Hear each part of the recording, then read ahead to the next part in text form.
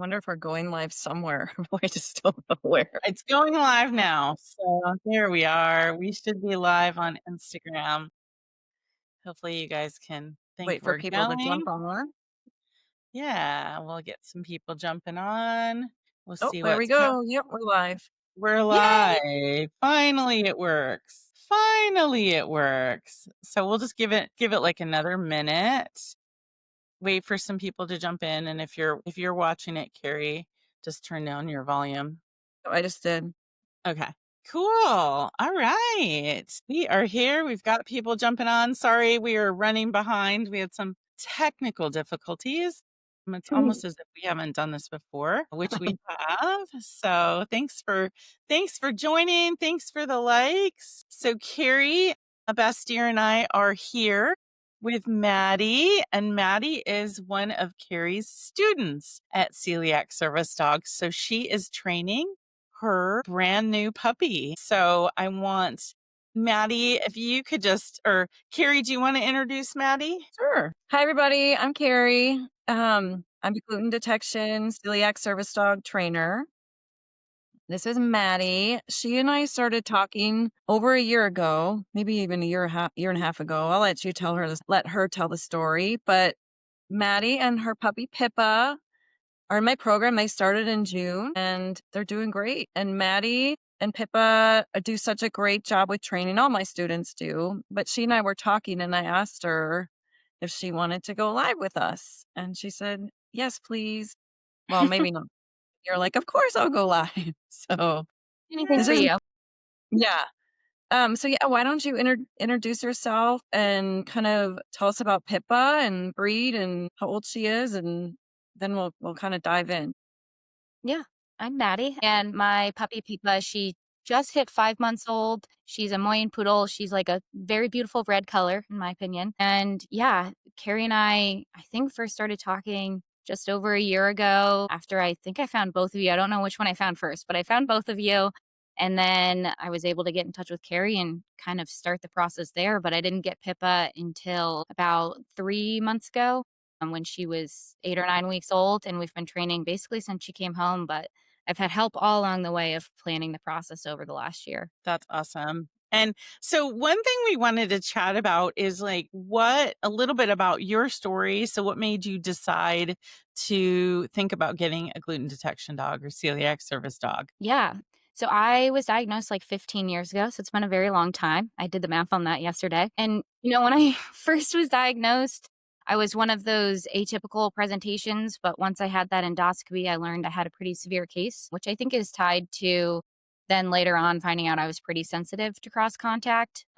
Later on, the first probably 10 or so years, I did pretty well on the gluten-free diet. I definitely had to be very careful with cross contamination because when I did get sick, it was, not a couple days, it was a couple weeks. But I kept eating out and I did okay for, you know, a long time. And then about 5 years ago, I developed another connective tissue autoimmune disease. And so that kind of complicated things. And then those contaminations went from, okay, I had the celiac symptoms, but then it would sort of domino effect into the other things I had going on. And so it was like, now I'm looking at a couple months where, I'm having symptoms. So from there, I basically cut out eating out at non 100% gluten-free restaurants altogether because it just wasn't For worth, sure. going 6 to 8 weeks with symptoms afterwards. But I was living in New York City. So there's, as many of the celiac community knows, it's the best place for restaurants. So I Yes. kind of managed that way for a while. And, I had a lot of friends who would still come with me to those restaurants because they're great. But then about a little over a year ago, I moved to Richmond, Virginia, where we don't have that restaurant scene in the gluten-free space. And that sort of made me start thinking, okay, I got to kind of be able to eat out again. It's such a big part of our lives. You know, and so that sort of led me down this research path to finally deciding to do this. Well, we're so excited to have you. And if you're watching and you want to put questions in the chat, we're just going to kind of go through. Carrie and I both thought that this would be an interesting thing because we get a lot of questions about the process of starting training. And one of the reasons we created the courses we created is to help people get started correctly and like give them the knowledge to jump in and feel equipped and empowered to, make the right decisions for them. So when you started, you obviously did a lot of research otherwise, but you went through our courses, right? And had kind of learned about the process. And what did you find from that like was surprising to you as you're doing your research and stuff, as somebody that was just jumping in with this concept of, hey, I want to try, and I think training a gluten detection dog would be cool. So what were some of the things that came out for you in that thought process? I think one of the things in the courses that stuck out to me was how the training process it's all these little pieces that build upon each other, go from like straight gluten in a tin to eventually working your way up to a plate that I didn't even think through this, but a plate of your meal has 20, 30 ingredients in it. And your dog isn't just always going to be, raising a paw because you have a gluten chunk in a little tin and that it Yeah. has to figure out over time and build up to all those ingredients. I think that was really interesting to me in the courses because you guys really broke down basically the overarching view of how this you build up to that. I think the other thing too that I found really helpful was learning about how to pick a breeder and pick a breed. I thought I had pretty good knowledge about dogs and breeds, and it was just I've always loved dogs, and I had done a lot of my own research, and I thought, I can find a good breeder, and then, I'll pick up after I get that puppy and start the training. And thank God I didn't, because I think I would have gone way down the wrong path. And learning through the courses what are, the best breeds to consider helped me narrow down to a poodle, which I wasn't originally considering, but I'm so happy that I got. And then down to even like picking a breeder who there's so many things that a breeder can do to set your puppy up for success. And it's so clear with Pippa that she was set up so well by Jen, our breeder, that Carrie helped me find. And we basically, I think Carrie last fall, like in the middle of the fall, is when we first got in touch with Jen. And Jen Yeah. basically worked all the way up until the puppies were born in April and then went home. What was it, June? So it was a long process, but it really set us up for success. That's awesome. Carrie, do you want to talk about your side from like you've been walking through this with Maddie and helping her figure out, what worked and kind of what your discussions were with her? So if people are thinking about training a celiac service dog, a gluten detection dog, like what does that look like in getting the dog, and trying to figure that out from their, and to Yeah. bring the puppy home? Well, certainly Maddie waited a long time. She had some life things going on and moving, all that. So she wasn't in like a super hurry. She knew that she wanted to get a dog in the next year. So that actually made it, believe it or not, kind of easier because we could take our time and she could find the right breeder. But when we originally talked, like she said, she didn't know what really breed she wanted. I think we talked for like 45 minutes to an hour and just I outlined the process and, she had already found a trainer, me, but I'm like, of course you don't have to work with me if you don't want to. I want you to, but this is how you find a trainer. This is how you find a breeder. And then I helped her, like she said, find one or at least pick a breed. And I kind of went over the breeds and why. And she ultimately made the decision. It wasn't me what breed she wanted, but I am so happy with the breed that she picked. And there's actually a litter mate of Maddie's puppy also in my program, Tex, who's going through the training. So it's really cool to see them both. They're almost at identical stages too in their odors. Anyway, it was just having a plan and talking her through the steps and creating realistic expectations and what it looks like. That's always something that Kendra, you and I both know when we talk to people. It's not a short process either. So you wait a year to get a puppy and you train for 2 years, like you're 3 years out. And that can be kind of hard to wrap your brain around to begin with. But Maddie, I'm sure can tell you like it's 100% worth it to do the steps and make sure that you get the right puppy, find the right breeder, then find the right litter Like, you want the parents to be a good match. That's how I narrowed down my dog, Birdie. But yeah, it's just creating appropriate expectations, and I basically act as a support throughout, and, even talking to the breeder. After the temperament test and the odor test at the end, we had videos because the breeder's in Michigan, so we both had videos, and, we knew who was the top pick of the litter, and, Maddie kinda was leaning towards a female, but I said, maybe not. Maybe it'll be a male. She ultimately picked Pippa, who's fabulous. So is her brother. So yeah, it just took a long time to get to June, but it was worth it. Yeah. So how old is Pippa now? 5 months, just about. Yeah. So she just All her teeth started are flying out of her mouth. They are all week. We're finding teeth everywhere. It's kind of gross. baby puppy. So that's the interesting part is walking through and really having the patience. So if you're thinking about it, planning for the future, like this is not hey, I'm going to decide on, a month from now, I'm going to have a puppy. Sometimes it works out that way, but not really when you want to do it super smart. You're better to plan.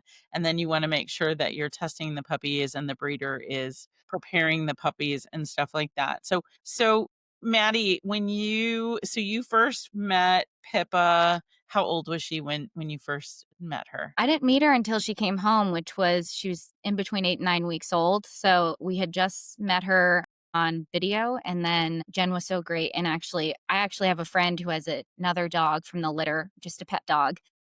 Oh, And Jen flew them over to the East Coast to us, and we picked him up at the airport together, which was That's really great. amazing. And I mean, Yeah. that's the kind of breeder we want is a breeder that is a lifetime advocate for you and is supportive and knows her lines and her dogs and that she's, flying the dog out to you. So that's amazing. That's amazing.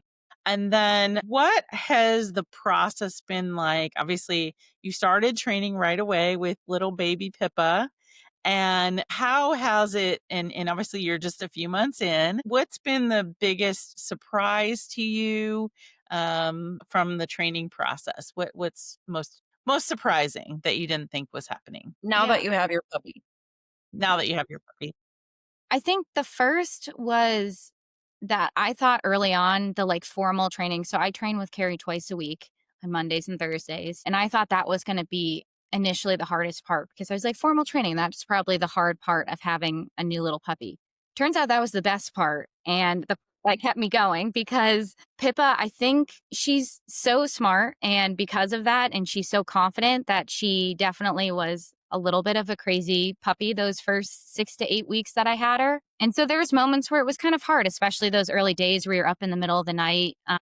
And all of that. But once we would go in, there's a different room that we go in for training, and all the stuff is set up in there. And so I would bring her in there for our training sessions, and she would just light up. She all of a sudden it seemed like she matured 1,000 steps and she was just dialed in. This was her favorite thing in the whole world. And I think that gave me a lot of confidence that, okay, this is just a puppy phase and this is why I'm doing this. This is why she's doing this. And so I think that was really helpful that it was going so well because it gave me the confidence to keep going down this path and trust the process.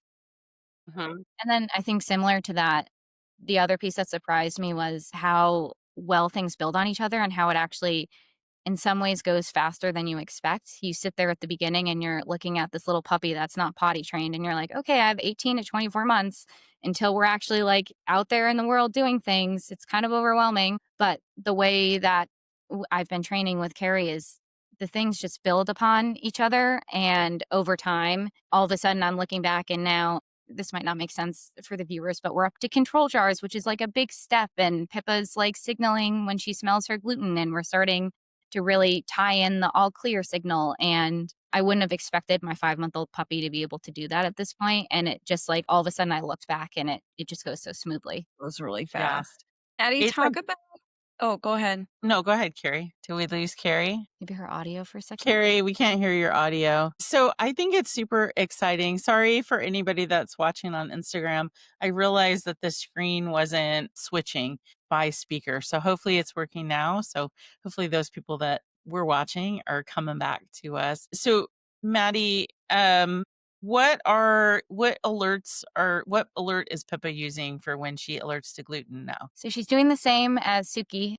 She's doing the paw raise, which is a very quick, subtle paw raise. We're trying to get that a little more refined. And then she's doing the leg boop for all clear. Oh, super cute, super cute. And when you started, I don't know if we lost Carrie or not. It seems like we lost her. When you started training and you started working with it, what do you think, how do you think the training sessions, you said that that was like super helpful and like the best part of the training, the formal training, how does that help you? How was that different than what you expected? Think what I didn't expect, although it's kind of now I look back and I'm like, well, that makes sense, is how it's split up. Like at the very beginning, we spend, maybe a third to a half of the session on the scent work, which is a variety of different, kind of games or so at the beginning. But then the other piece is helping prepare her for that public access training and also just prepare her to be a really resilient dog. So, like, we work with different textures for her to walk on and like walking on a metal tray. I never would have thought I would spend so much time walking my dog on a metal tray with treats, but it really helps her confidence. And it's very clear that, I mean, she still has her scared moments because she's a little puppy, but she's pretty confident when we go on our walks. And I think a lot of that's to all the confidence building and little activities that we do through training. Yeah, I think that's one of the things when we talk about puppy training and training in general, that you talk about socialization of a puppy, and it's not socializing them to other dogs, which I think a lot of people, it's surfaces, it's noises, it's environments, it's people as well as animals. It's different things like that. So we definitely you get your hands held all the way through those pieces of the puzzle for sure. Did we lose Carrie? Is Carrie still there? We might have lost her. I think we lost her. Okay. Well, hopefully she comes back. So one thing I want to point out is that when you're training and you're working with your puppies, and if you're put in questions, if you have questions for me, for Maddie, and hopefully when Carrie comes back in, if you're thinking of training a gluten detection dog, it's a really big deal to like plan ahead and to learn what you need to know before you go into it. Because did you feel going in that you had a pretty good knowledge of what was gonna be happening? I think, when I first stumbled upon it, I did not. And then Carrie talks about that first call we had. That was, I mean, she gave me just an hour of her time completely generously, like a year ago. And at that point, she definitely walked through the commitment that it was. And one of my favorite things at the end was that she basically said, sit with that and think about if that's how you want to be spending your time and go down this path because it is such a big commitment. And she definitely didn't sugarcoat the amount of work that went into it. Obviously, it's different once you're in it. Like, there's little things that I didn't expect, but I think between that and then going through the courses, that helped me understand that this is not some simple undertaking and that this process is very nuanced. But Mhm, in a mhm, good way, because that's what allows you to really trust these dogs with your health mhm, by the end of it. mhm. So yeah, I think understanding the intricacies of it was helpful. And I think if anything, the thing I was least prepared for was kind of those just puppy days early on, and that's kind of separate from the gluten detection training in general. So my advice would definitely be if you're going to do this, plan ahead and make sure that you have the space in your life for the extra time at the beginning. But other than that, I felt pretty prepared in a broad sense for what the training was going to entail and kind of that piece of the time commitment. Yeah, I think one of the things for sure for me, the puppy training, and that's one of the things that spending the time to figure out breed and stuff like that. That's why we talk about there's some breeds that are going to be way easier than others. Like poodles are a bit easier than like Portuguese water dog, like I have. I don't recommend because Suki screamed bloody murder 24/7. I couldn't leave her in a crate. She was a disaster and a nightmare. So I had to have her basically, I think for at least the first 6 to 8 months of her life, she was basically chained to me most of the time if she wasn't crated because she just got into everything because she's so precocious. So it does get better. Doing that research ahead of time to go, okay, is this a dog that is going to be fit well with my lifestyle? It is a commitment, but it's fun. So Carrie put a question and she's trying to join back with us, but what's it like to train when you feel really bad or, when you're modifying, when you don't feel quite up to training? Because we all have those days. Mhm. How has that been for you? I mean, Carrie's been really great with that because obviously I have a handful of other health things going on, and she's been aware of that at the beginning and always checks in on me.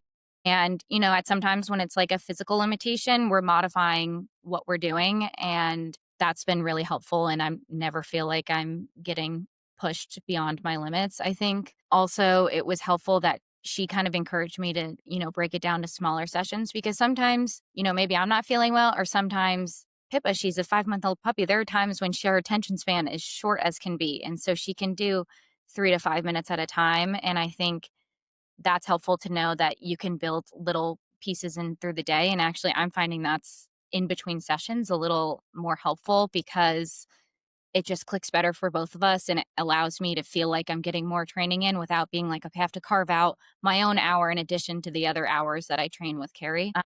So I think it's helpful to know that, you can do your pieces in between. And if you need a day off, you can also do that. I think at first I was afraid to take a day off. And then Carrie was like, no, you only need a handful of days a week to like keep the momentum. So that was also really helpful to know. Yeah, I think for me, that was something that I had to learn too. And then the other part was I was just like, I'm going to muscle through. I want to get this done. I'm going to make it happen. I want to succeed in it. But that kind of pressure on yourself as a handler and on the dog is really hard, especially when they're baby puppies. I mean, it's the cool part of the process, especially starting with the baby puppy, is that you're growing in your abilities as the puppy's growing in their abilities, which I think is incredible. But actually making sure that you're learning and you're adjusting and you're doing things, and we're all going to have bad days. And the dogs are going to have bad days. I know Carrie has been going through stuff. Birdie's had a lot of allergies and has been on meds and stuff like that. When they're on meds like that, their sniffing is off. So Carrie can't work her right now. So that's exactly what it is. So we have a couple of questions. So my daughter and I both have celiac disease. Can we use one dog for both of us? Service dog only works for one person at a time, but you could have one dog in the household that would check.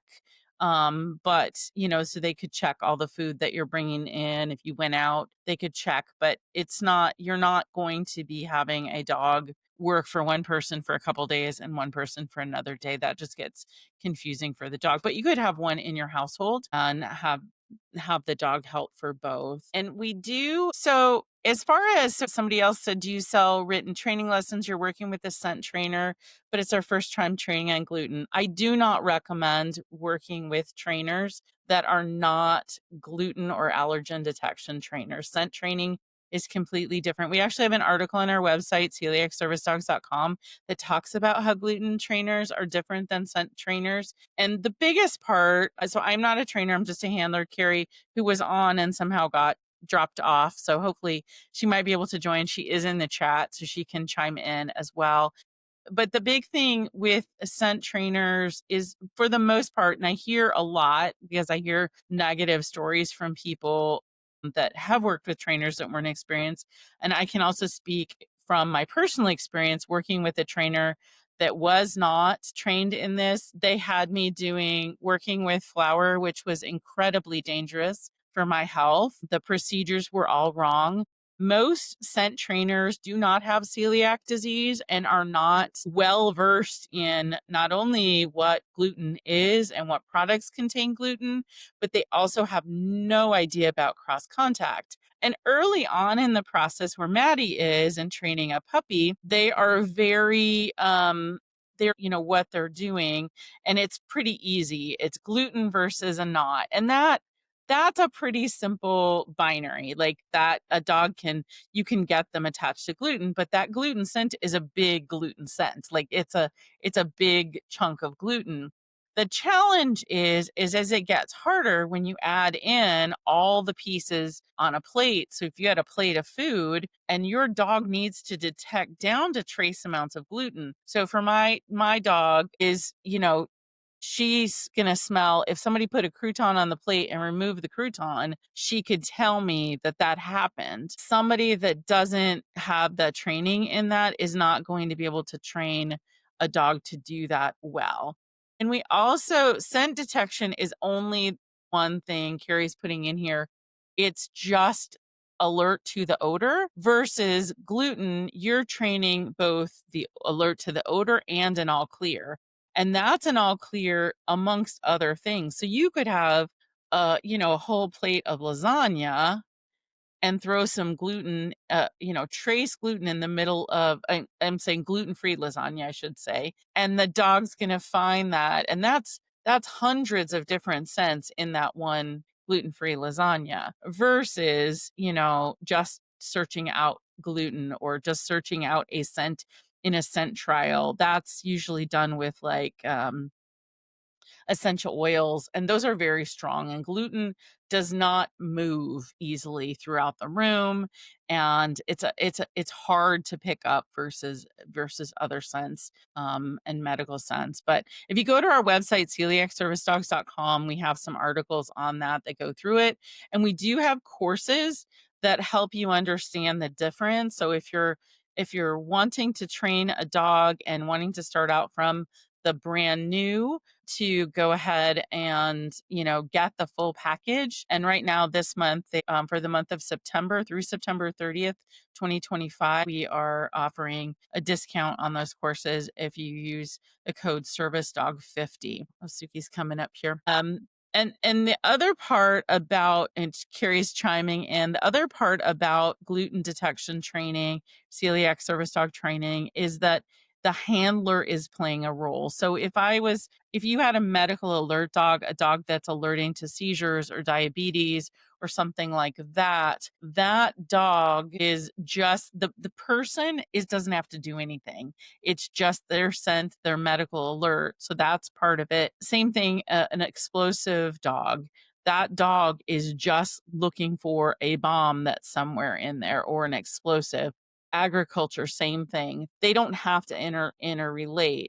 Maddy, when you're training your dog, your puppy, how much have you had to learn? The handler is a huge part of it, and the handler mechanics and stuff like that. Tell me how has that been? Has that been a learning process for you on how to reward and how to present and things like that? Is now you just have started with some of your control jars. Like that's a whole new Yeah. thing, isn't it? Yeah, and I think for the most part, certain things were coming pretty natural, and I felt like I was reading Pippa really well, and I was figuring out like my body language in a good way. And then we started control jars this week, and she didn't want to come close to me for whatever reason. I think she was afraid of the jar at first, and I was holding them all wrong, and I couldn't see it. And it was really interesting because then we kind of stopped where we were, and I watched a handful of videos of Carrie, and I think we might have even watched some of your videos just to see the body positioning, because it really, you need to be so neutral so that you're not, kind of cueing them one way or the other, or that they have this specific routine. And it was really interesting how, like, each hand I had to really think about where it was and where I was luring the dog, and all of these, it was like 10 different things I had to think about just to get her to sniff this little jar. But yeah, it was interesting because it didn't come, I thought things were coming naturally, and then this one totally just stumped me, and I had to kind of go step by step. It's really, really hard. And the more you do it, you have to be really cautious because dogs can pick up any body language. So you have to be careful Did I move forward too much? Did I drop my hand? Did I do this? And what pattern are you presenting? So, we do all these jars of stuff. Some have gluten, some do not. And you want to make sure you're not putting out 3 jars of gluten or three gluten free. And then on the fourth, you're doing gluten because the dog will pick up on those things too. And making sure when I first started on packages, I thought I was doing such a great job. And we have this video, I think, in one of the courses. And I had this video that I posted on Instagram and I was super proud. Like, I had 2 boxes of mac and cheese. One was gluten free and one was gluten. And I'm like, look at how good Suki does it. But when I watch that video now, I was pushing into her with the gluten mac and Mm-hmm. cheese so that she would sit back and raise her paw. I had no idea I was doing it. And that's why you want to work with a trainer that specializes in it, because they're watching that body language and they're knowing exactly what it is that you're doing there. So that's huge. That's huge. Well, that's good. I don't know if we had any other questions. Carrie, if you want to chime in on there too, I know the chat is a little bit. I also did send you a link, Carrie, to see if you can, I sent it to your email to see if you can get in. But yeah, if you have more questions, put it in there. But definitely check out our courses because that will help. You can also book time where we can answer questions and things like that. But we go through all about kind of what it looks like. And if you have a dog already, you can get our gluten detection bundle that just talks about gluten detection. It's not a how-to. You still need to work with a gluten detection trainer, and that's what it is there. So as you're working on it, what are you most excited about having Pippa be trained, and what are the things that you're hopeful for her to help you out with? What do you see that happening? I mean, I think the biggest one, sorry if I'm echoing. I think the biggest one is definitely restaurants, obviously. That's, I think, what we're all really drawn to. But as I was learning more, the idea for also being able to check, medication bottles or supplement bottles, because there's not that regulation about labeling gluten. I know that's something, Kendra, you talk about quite a bit, is really appealing, or even her ability to check personal care products. I'm someone who reacts topically to gluten as well. So it's something I'm pretty careful about. And so to have the ability to just be able to quickly have her check it instead of spend 12 hours on some manufacturer website when I can't, get a definitive answer. I think those are the things I'm most excited about. And it's kind of just fun to have your little dog buddy in this with you and be a part of it and know that she's so excited to be a part of it. Like, she gets so happy when she's doing this already. And I know it's going to be fun for her along the way. Yeah, she is the cutest little thing. And if you want to see a picture of Pippa, we have a little Pippa story too on our website as well. Celiac Service Dogs. Oh, Carrie is chiming in here about traveling with her. Have you gone on any trips with her already as just a little bitty baby puppy? We did. We went on one trip in early August up to Boston. So it was a quick flight from Richmond. And obviously, we had her in the carrier because she was still small and she's not fully trained or anything yet. But it was really interesting just to already start working on, desensitization to the airport and all the people there and going through security and all of that. So it was really great to kind of get that practice, and I'm definitely excited to be traveling with her more when she's, out of the carrier. But it was nice to see she did very well and she had so much fun people watching. She loves people, so luckily it was a pretty positive experience. Positive experience. That's the best part, and it's kind of nice that you're able to do that low stakes, like in the carrier, the standards are she's just a pet, but you can feel more confident as well and that she's having a good, comfortable experience. You never want to take a dog and travel with a dog that you haven't prepared and worked on. I actually have a whole guide on airline travel with your pet also on our website in our shop. So that's I super used, and helpful. it was Oh, fantastic. yay. Loved it, so I highly recommend it. Yay! Oh, that's so good. Well, it's not that I wasn't looking for a testimonial on it, but I love that. When I've flown over 30,000 miles with, Suki. We have experienced it all. Carrie, you're back. I was just texting you or leaving in the message. Can you hear me? Yes, I can hear you. I'm like, I'm in Riverside, but not showing up on Instagram.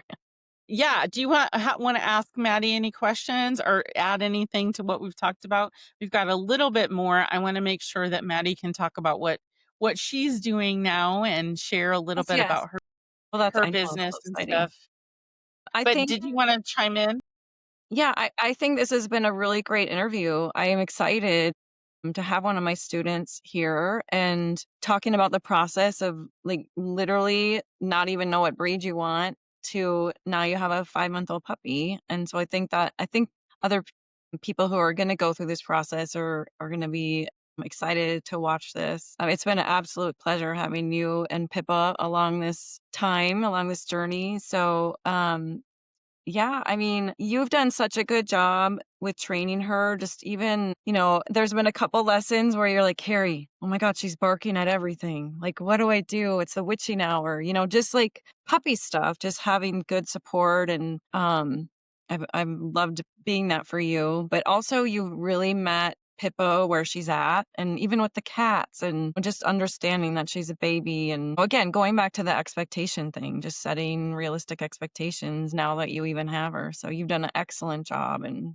I'm so excited to watch the progression. Just wanted to say one thing too. If anyone training a celiac service dog or just any dog really, any puppy. Pippa's had some fears, which is typical for poodles. They also don't like a ton of repetition. So we've had to modify lessons a little bit, whereas I have a lab and she'll work for hours and days and weeks at a time. And Pippa needs to pace herself a little bit because she's like, you know what? I already told you that's the gluten.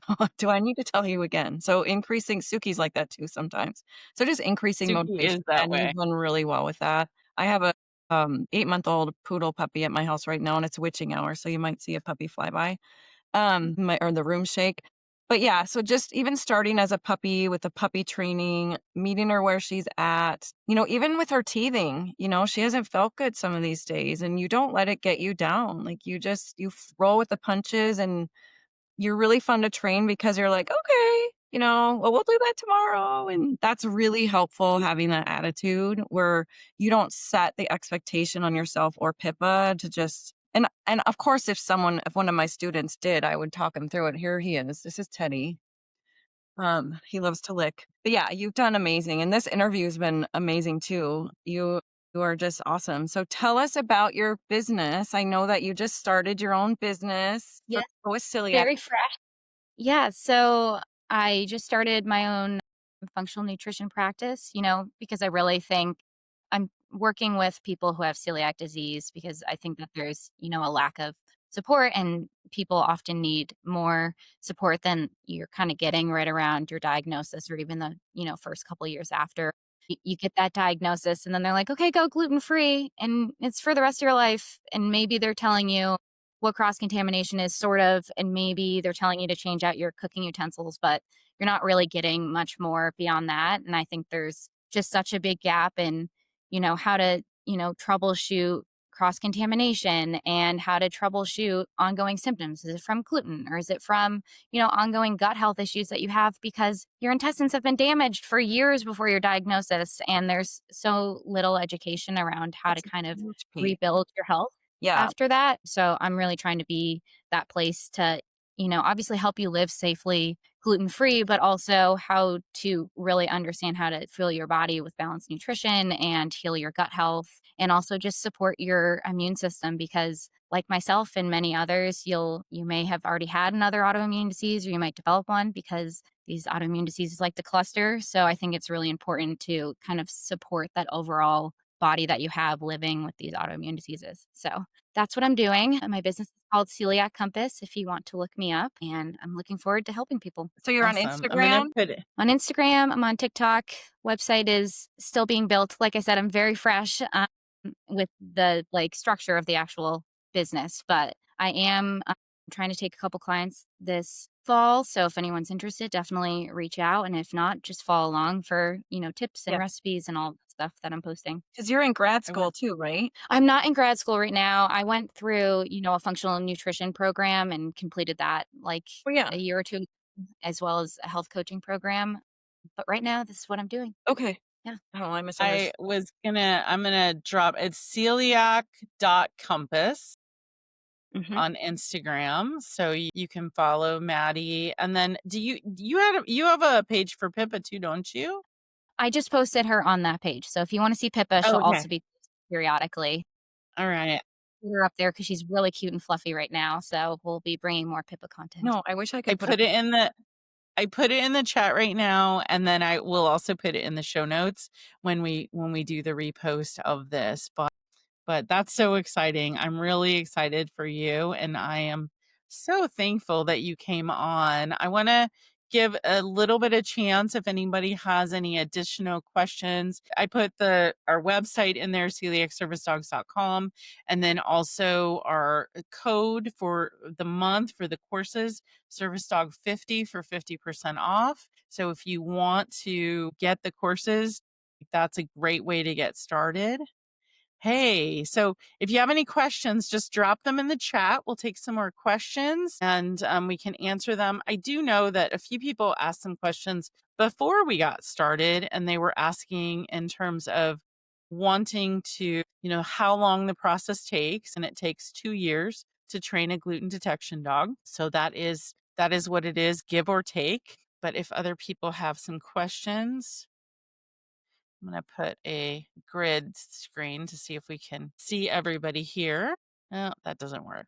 It's always weird on Instagram where you kind of have a split screen that doesn't quite. There we go. We are up on Instagram, so that's good as a split screen. But what we have is oh, Carrie dropped out again. So the other questions that we had in terms of what people are wanting to know is what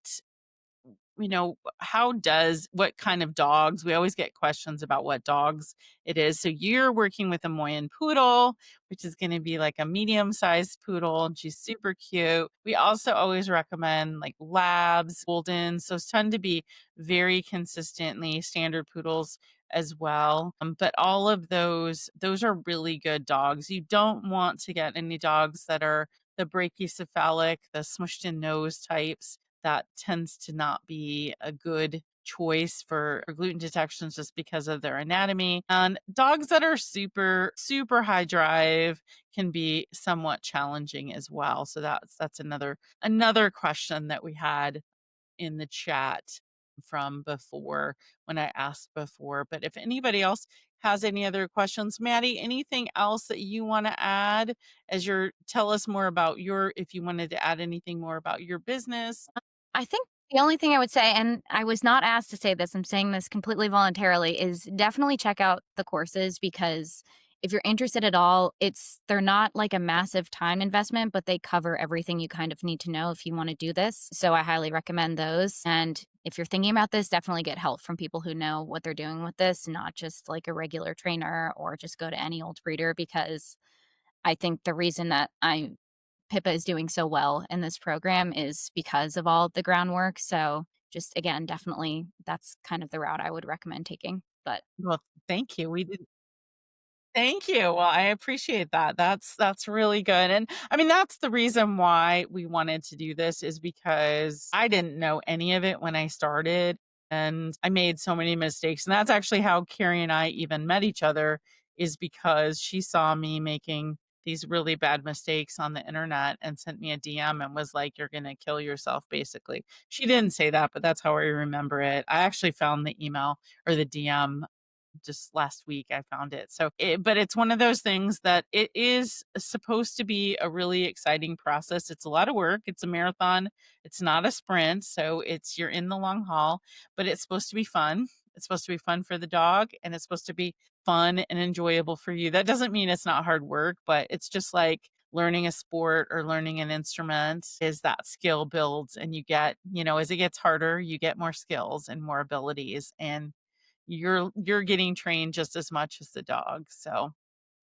So this is super exciting, Maddy. I thank you so, so much for joining us today. And everybody that's watching, be sure to check out our website at Celiac Service Dogs. Be sure to give Maddy a follow at Celiac Compass, right? And definitely connect with her as well. And then keep your eye out because sweet little Pippa is going to be in a couple years going to be a fully trained gluten detection celiac service dog, and we're so excited about that. And we'll be sure to I'll share some pictures and stuff too when we post this after the edit, and when people are watching on the rewatch, they'll have seen how cute she is because I'll drop in some pictures. So, but thank you so much. I really, really appreciate you being here today and taking the time to share kind of what your experience is so that people who are starting out are get a realistic expectation of what that looks like and that it's doable too.